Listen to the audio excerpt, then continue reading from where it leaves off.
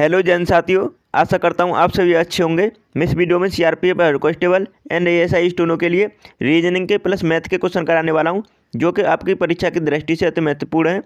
आप इस practice set में कितने क्वेश्चन सही कर पाते हैं, चलिए देख लेते हैं। पहला क्वेश्चन है, दिए गए विकल्पों में से संबंधित अक्षरों और संख्याओं का चयन करें। तो यहाँ पर बताना है क्वेश्चन मार्क की जगह पर क्या आएगा। जिस प्रकार पहले से दूसरा बनाया गया है, तो तीसरे से चौथा किस प्रकार बनाया जाएगा, देख लेते हैं। तो यहाँ पे बी और बाई कितना है, यहाँ बी आता है 2 पर और बाई आता है 25 पर। इनकी प्लेस वैल्यू आपको याद होनी चाहिए। तो बी और बाई को जोड़ेंगे तो 27 हो रहा है। तो 27 तभी होता है जब अपोजिट वर्ड होते हैं, ठीक है, अपोजिट अक्षर होते हैं तभी 27 होता है। ई और बी कितना होता है 27, एच और एस 27 होता है, के और पी 27। इसका मतलब एक दूसरे के विपरीत अक्षर दे रखे हैं यहाँ पे। इसी प्रकार इसमें लॉजिक लगाएंगे। डी आता है 4 पर और 27 करने के लिए 4 में कितना जोड़ा जाए कि 27 हो जाए, तो 23 जोड़ेंगे तो 23 आता है डब्लू, ठीक है, 23 पर आता है डब्लू। उसके बाद जी आता है 7 पर, कितना जोड़ा जाए कि उसमें 27 हो जाए, तो 20, तो 20 आता है टी पे, तो टी आएगा, ठीक है। उसके बाद जे में कितना जोड़ा जाए कि 27 हो जाए, जे आता है 10 पर और मतलब क्यू जोड़ा जाएगा 17, तो क्यू आ जाएगा, ठीक है। उसके बाद एम में कितना जोड़ा जाए, एम, तो एन आएगा, ठीक है। तो डब्ल्यू टी क्यू एन, तो दूसरा ऑप्शन इसका राइट आंसर है। इस तरह आप इसका राइट आंसर करेंगे। नेक्स्ट क्वेश्चन देख लेते हैं। दूसरा क्वेश्चन है, दिए गए विकल्पों में से उस एक का चयन करें जो अन्य 3 से भिन्न है। तो यहाँ पे कौन सा भिन्न है, आपके अकॉर्डिंग आप बताना कमेंट में। तो यहाँ पे दयालु, निर्दयी, ये एक दूसरे के विलोम है। उथला और गहरा, ये भी विलोम है एक दूसरे के, तो ये नहीं हो सकता, ठीक है। अब यहाँ पे विषम बताना है, कौन सा एक विषम है। तो एक ही ऑप्शन हो सकता है, लेकिन ये सेम है, ठीक है। स्पष्ट, अस्पष्ट, तो ये भी सेम है। तो इसमें मतलब 3 ऑप्शन अलग हो गए, लेकिन यहाँ पे सकुशल और सुरक्षित, ये एक दूसरे के विलोम नहीं है। तो इसका मतलब पहला ऑप्शन इसका राइट आंसर है। इस तरह आप आंसर कर सकते हैं ऑप्शन एलिमिनेट करके। परीक्षा में आपको विशेष ध्यान देना है इस टाइप के क्वेश्चन पर। तीसरा क्वेश्चन है, दिए गए विकल्पों में से सही विकल्प का चयन करें जो इस संख्या अक्षर श्रृंखला को पूरा करता है। तो यहाँ पे आपको बताना है क्वेश्चन मार्क की जगह पर क्या आएगा। तो देख लेते हैं इसमें क्या ऑर्डर लगने वाला है। तो एन से के जाने पर हम कितना, एन आता है 14 पर। आपको प्लेस वैल्यू सभी की याद होनी चाहिए और देखते ही आपको प्लेस वैल्यू उसमें लगाना है, क्या लॉजिक लगने वाला है। तो एन आता है 14 पर, के आता है 11 पर, कितना माइनस हुआ है, -3। फिर के से आगे जाएंगे, आपको जैसे मैं चल रहा हूँ उसी हिसाब से आपको सीरीज में चलना है। तो के आता है 11 पर, एच आता है 8 पर, तो -3। इसका मतलब -3 होने वाला है अगला भी, ठीक है। तो एच से -3 करेंगे तो कितना आएगा, एच आता है 8 पर और हम -3 करेंगे तो ई आएगा, ई आता है 5 पर, तो ई आएगा पहला ऑप्शन, ठीक है। तो ई से स्टार्ट होने वाले ऑप्शन इसमें राइट आंसर होने वाले हैं, तो इसका मतलब फोर्थ ऑप्शन कट जाता है। अब आगे भी देखते हैं, आगे अगर ये काम कर रहा है कि नहीं। ई से -3 करेंगे तो बी आ रहा है, तो इसका मतलब हमारा लॉजिक सही है। अब आगे भी देखते हैं, इसमें बीच वाले में बी से ई जाने पर +3 हो रहा है, ई से एच जाने पर +3 हो रहा है, एच से फिर +3 करेंगे तो के आएगा, क्योंकि एच आता है 8 पर और के आता है 11 पर, तो क्या आएगा। उसके बाद हमारा ई के, तो इसका मतलब फर्स्ट ऑप्शन भी कट जाता है। अब 2 ऑप्शन बचे हैं ओनली। एम आता है 13 पर और पी आता है 16 पर, तो 3 का इनक्रीज हुआ है। पी से एस जाने पर 3 का इनक्रीज हो रहा है, और फिर ई एस से 3 जोड़ेंगे तो कितना आता है, एस आता है 19 पर और 3 जोड़ने पर बी, तो ई के बी इसमें राइट आंसर है। तो इसका मतलब थर्ड ऑप्शन इसका राइट आंसर हो जाता है। इस तरह आप ऑप्शन मतलब यहाँ पर एलिमिनेट करके आंसर देना है, बहुत ही फास्ट दे सकते हैं। नेक्स्ट क्वेश्चन देख लेते हैं। आपको टाइम बहुत ज़्यादा टाइम बहुत बचाना है एग्जाम में, क्योंकि आप मैथ रीजनिंग करने में ही कुछ स्टूडेंट टाइम अपना बर्बाद कर देते हैं एग्जाम टाइम में। तो आपको टाइम पर विशेष ध्यान देना है और फास्ट करना है क्वेश्चन को। चौथा क्वेश्चन है, निम्नलिखित विकल्पों में से उस शब्द को चुनें जिसे दिए गए शब्दों के अक्षरों से नहीं बनाया जा सकता। तो यहाँ पे जो शब्द दे रखा है, इससे कौन सा नहीं बनाया जा सकता है, कौन सा वर्ड, ठीक है। तो देख लेते हैं। यहाँ पर पहले 4 ऑप्शन को हम चेक करेंगे इसमें। तो जो इसमें अक्षर दे रखे हैं उस अक्षर से सभी मैच कर रहे हैं, तो इसका मतलब वो बनाया जा सकता है। और जो नहीं मैच कर रहा है तो वो नहीं बनाया जा सकता। तो यहाँ पे देख लेते हैं फिक्सन के सभी अक्षर हैं। यहाँ पर एफ है, आई है, उसके बाद सी है, टी है, आई है, ओ है और एन है। इसका मतलब सभी हैं। तो यहाँ पे एन, यहाँ पे देखते हैं दूसरे को। अब दूसरे को देखते हैं तो यहाँ पे एन है, ए है, टी है, आई है, ओ है और यहाँ पे फिर से एन है और यहाँ पे जबकि एन एक ही है तो इसका मतलब ये नहीं बनाया जा सकता। इस तरह आपको आंसर करना है। तो इसका राइट आंसर है सेकेंड ऑप्शन। तो डबल एन नहीं है इसलिए इसका राइट आंसर सेकेंड ऑप्शन हो जाता है, नेशनल। ठीक है। और यहाँ पर और सभी बनाए जा सकते हैं, जैसे कि देखो यहाँ पे सभी मैच कर रहे होंगे, आप देख सकते हैं मैच करा के। ठीक है। नेक्स्ट क्वेश्चन देख लेते हैं। पाँचवा क्वेश्चन है, इसका करेक्ट आंसर बताना है। यदि किसी निश्चित कूट भाषा में स्ट्रॉन्ग को इस प्रकार लिखा गया QVPQLI। ठीक है। तो उसी कूट भाषा में सिल्वर को क्या लिखा जाएगा। तो यहाँ पे देख लेते हैं क्या इसमें लॉजिक लगाया है पहले में। तो यहाँ पे S आता है 19 पर और Q आता है 17 पर। तो इसका मतलब -2 हुआ है डिक्रीज। ठीक है। उसके बाद T आता है 20 पर और B आता है 22 पर। तो इसका मतलब 2 प्लस हुआ है। उसके बाद R आता है 18 पर, P आता है 16 पर, फिर -2 हुआ। तो आपको सीरीज समझ में आ गई होगी। -2 पहले -2 हुआ है, फिर +2 हुआ है, फिर -2 हुआ है, फिर +2 हुआ है। इस प्रकार इसमें लॉजिक लगा है। तो इस प्रकार हम इसमें लगाएंगे तो S से -2 करेंगे तो Q आएगा, फिर +2 करेंगे I में तो K आएगा, फिर उसके बाद -2 करेंगे तो कितना आएगा J, फिर +2 करेंगे तो कितना आएगा X, फिर -2 करेंगे तो कितना आएगा C और फिर +2 करेंगे तो T आएगा। तो इसका मतलब QKJXCT। तो किस ऑप्शन में, तीसरे ऑप्शन में। तो इसका राइट आंसर C ऑप्शन। ठीक है। इस तरह आप आंसर देना है। बहुत ही सिंपल क्वेश्चन है। आप इस टाइप के लॉजिक को जल्दी से फाइंड करना है और जल्दी से उसमें लगाना है। अब यहाँ पर इसे सॉल्व करना है आपको।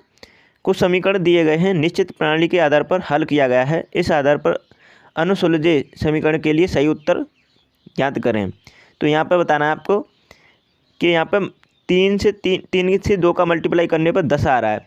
वो किस प्रकार आ रहा है ये आपको यहाँ पर बताना है। लॉजिक अपने से लगाना है, क्योंकि यहाँ पर दे रखा है 4 से 3 का मल्टीप्लाई करने में 14 आ रहा है, लेकिन यहाँ मल्टीप्लाई करने पर नहीं आएगा। लेकिन यहाँ पर आपको लॉजिक फाइंड करना है कि कौन सा लॉजिक लगाया है कि ये 3 से मल्टीप्लाई 2 किया गया है लेकिन 10 आ रहा है, ये किस प्रकार लगा है। तो यहाँ पर अब देख लेते हैं। अगर हम 3 और 2 को जोड़ेंगे तो 5 आएगा और 5 से 2 की मल्टीप्लाई कर देंगे तो कितना आ जाएगा 10। इसी प्रकार 4 और 3 को जोड़ेंगे तो कितना आएगा 7। 7 को 2 से मल्टीप्लाई करेंगे तो कितना आ जाएगा 14। अब आपको समझ में आएगा लॉजिक। 6 और 5 को जोड़ेंगे तो 11 आएगा और 11 से 2 की मल्टीप्लाई कर देंगे तो 22 आ जाएगा। 7 और 6 को जोड़ेंगे 13 आएगा और 13 से मल्टीप्लाई करेंगे 2 में तो कितना आएगा 26 आ जाएगा। तो आपको लॉजिक समझ में आया होगा। बहुत ही सिंपल क्वेश्चन था। तो चौथा ऑप्शन इसका राइट आंसर है। नेक्स्ट क्वेश्चन देख लेते हैं। अब मैथ के क्वेश्चन है, इंपॉर्टेंट क्वेश्चन है। सभी क्वेश्चन आपको राइट आंसर बताना है जो परीक्षा में बार बार पूछे जाते हैं। 7वां क्वेश्चन है, एक व्यापारी अपने सामान पर क्रय मूल्य से 20% अधिक मूल्य अंकित करता है और 20% की छूट देता है।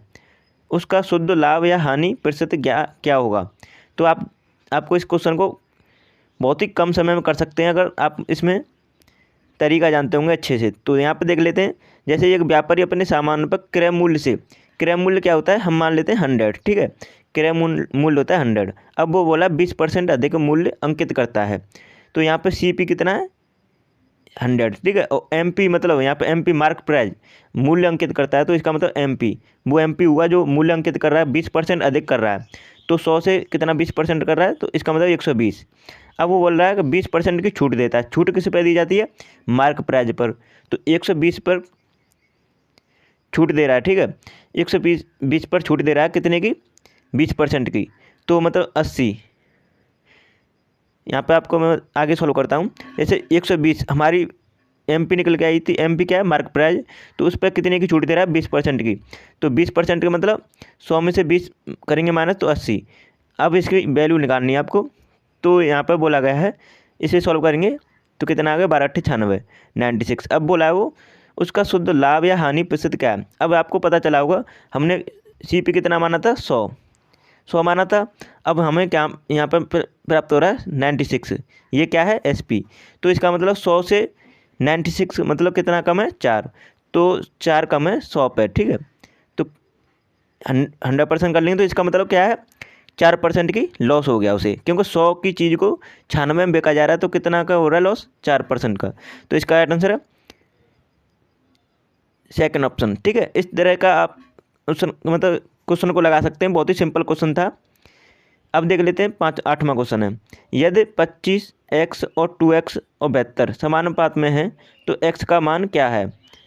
तो आपको x का मान बताना है। इस क्वेश्चन को करने में मात्र बहुत ही कम समय लेना है।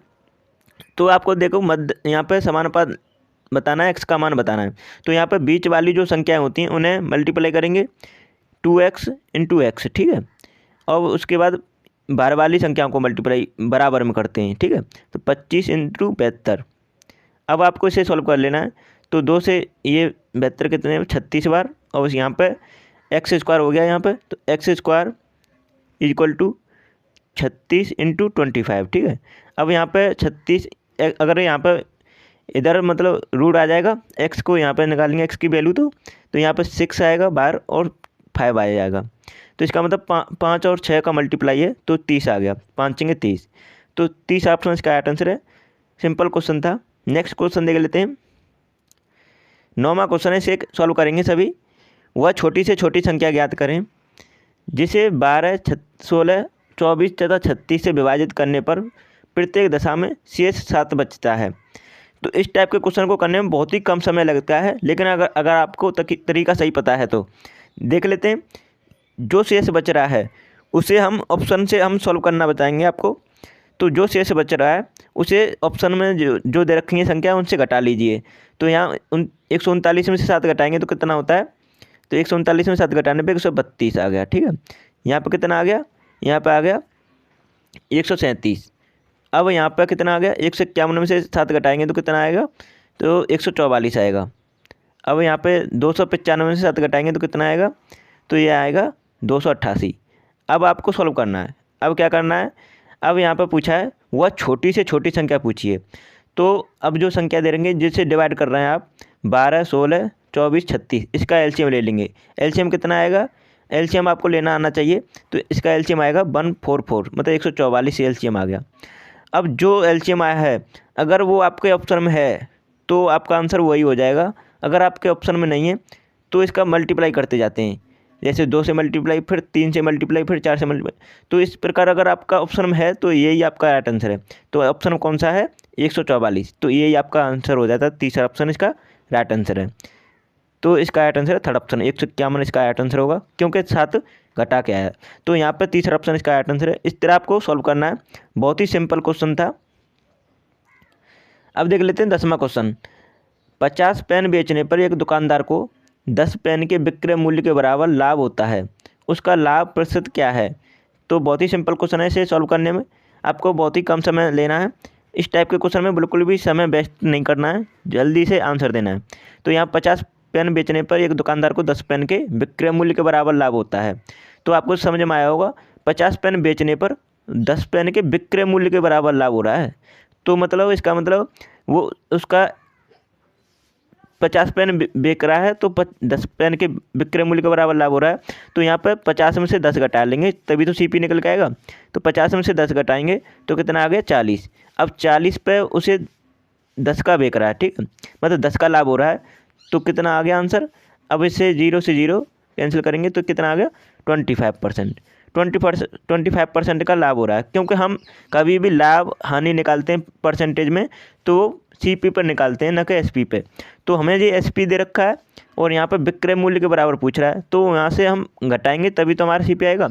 तो यहाँ पर 50 में से 10 घटाएंगे, उसके बाद 40 पे हम 10 का लाभ प्राप्त कर रहे हैं, तो कितना कर रहे हैं, 25% का लाभ कर रहे हैं। तो फोर्थ ऑप्शन इसका राइट आंसर है। इस टाइप के क्वेश्चन का इस तरह आंसर देना है आपको। तो आई होप आपको वीडियो पसंद आई होगी। तो अगर आपने अभी तक हमारा चैनल सब्सक्राइब नहीं किया है तो प्लीज़ चैनल को सब्सक्राइब करके बेल आइकन को ऑन कर लेना, क्योंकि मैं आपको बहुत ही कम समय में ज़्यादा से ज़्यादा वो क्वेश्चन सॉल्व कराना सिखाने वाला हूँ एग्जाम से पहले, जो आपके परीक्षा में बार बार पूछे जाते हैं और आपको बहुत ही कम समय में सॉल्व कर सकते हैं। अगर आपने हमारी सभी वीडियो नहीं देखी हैं तो एग्ज़ाम से पहले देख लीजिएगा। मात्र 10 मिनट की वीडियो में आपको कॉन्फिडेंस डेवलप होने वाला है। और सभी वीडियो को देख कर जाएँ, ज़्यादा से ज़्यादा क्वेश्चन प्रैक्टिस करें और क्वेश्चन लगाएं। चलिए वीडियो को यहीं समाप्त करते हैं। अगर आपने हमारी वीडियो अभी तक लाइक नहीं की है तो प्लीज़ वीडियो को लाइक कर देना। Thanks for watching my video.